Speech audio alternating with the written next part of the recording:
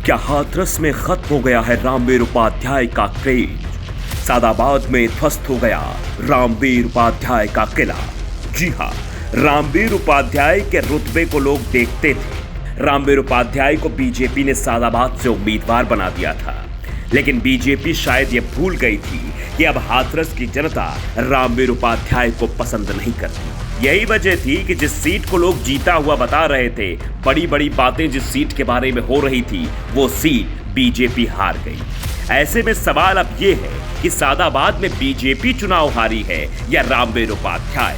तो इसका जवाब हम आपको बताते हैं। दरअसल हाथरस की 3 सीटें हैं और तीनों सीटों पर चुनाव हुए। 2 सीटों पर बीजेपी ने कब्जा जमा लिया, लेकिन एक सीट जहां बीजेपी के कद्दावर उम्मीदवार थे जिनका नाम रामवीर उपाध्याय, वो अपनी सीट हार गए। ऐसे में सादाबाद की सीट से यह बीजेपी की हार नहीं बल्कि रामवीर उपाध्याय की हार है। और रामवीर उपाध्याय की हार भी नहीं, यह रामवीर उपाध्याय की राजनीति का अंत भी है, क्योंकि रामवीर उपाध्याय कभी चुनाव नहीं हारे। इस बार उनको मुंह की खानी पड़ी।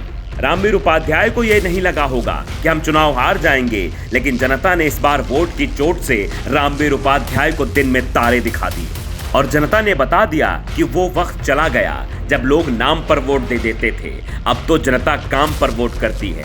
काम नहीं तो वोट नहीं। अगर आप काम नहीं करोगे तो फिर जनता सिंहासन से उतार कर आपको फेंक देगी। शायद यही रामवीर उपाध्याय के साथ सादाबाद की जनता ने किया।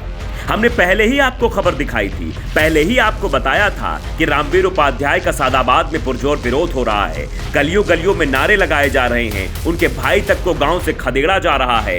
ऐसे में आप समझ सकते थे कि किस तरह से सादाबाद में रामवीर उपाध्याय का विरोध हो रहा था। लेकिन उस वक्त लोग कह रहे थे कि किला देखो, किला किला बरकरार है रामवीर उपाध्याय का। लेकिन हमने कहा था किला ढहने वाला है, क्योंकि हर बार सिक्का नहीं चलता है। सिक्का शायद खोटा हो चुका है, या यूं कहें कि घिस चुका है, या फिर ये भी कह सकते हैं कि आउटडेटेड हो गया है।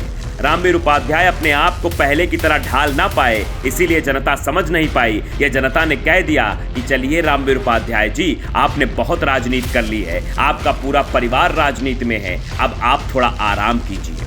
लोग कहते हैं कि हाथरस की राजनीति की दशा रामवीर उपाध्याय तय करते थे। रामवीर उपाध्याय ये भी तय करते थे कौन जिला पंचायत सदस्य का चुनाव लड़ेगा, कौन विधायक बनेगा, कौन विधानसभा प्रत्याशी बनेगा।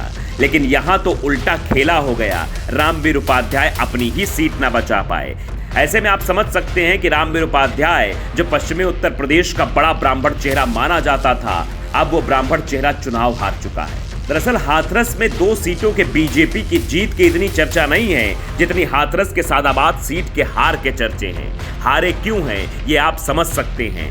रामवीर उपाध्याय हमेशा से हाथरस की राजनीति को डिसाइड करते थे, लेकिन इस बार जनता ने डिसाइड कर लिया था कि जो काम नहीं करेगा उसे वोट नहीं मिलेगा। शायद यही वजह है कि रामवीर उपाध्याय 6437 वोटों से चुनाव हार गए। ये रामवीर की हार के तौर पे नहीं देखा जा रहा है, ये देखा जा रहा है रामवीर उपाध्याय की राजनीति के अंत के तौर पे।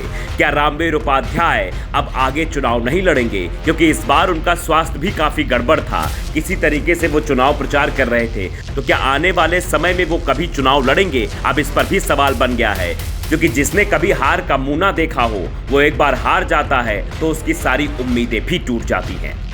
Bureau report, the such.